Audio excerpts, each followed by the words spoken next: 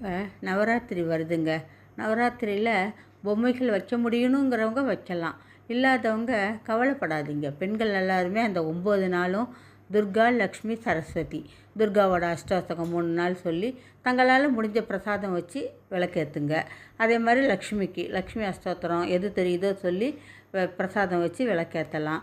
சரஸ்வதிக்கு அதே மாதிரி இதை மாதிரி வீட்லேயே செஞ்சு உங்களால் முடிஞ்ச அளவு செஞ்சு முடிஞ்சால் 3 சுமங்கலிகளுக்கு மஞ்சள் குங்குமம் கொடுங்க. இதுவே போதும், நிறைவாக இருக்கும். நல்லா செய்யலாம். நம்ம பெருசாக செய்யணுங்கிறது நம்ம இடம் பத்தலையோ இதெல்லாமே நமக்கு பிரச்சனையே கிடையாது. நமக்கு வேண்டியது 3 நாயகிகளையும் கூப்பிட்டு அழகாக நம்ம வீட்டில் எது விளக்கு பொறுத்துறீங்களா, விளக்கு ஆவாகனம் பண்ணிக்கோங்க. துர்கையாக பண்ணிக்கலாம், லக்ஷ்மி, சரஸ்வதியாக பண்ணி கும்பிடுங்க.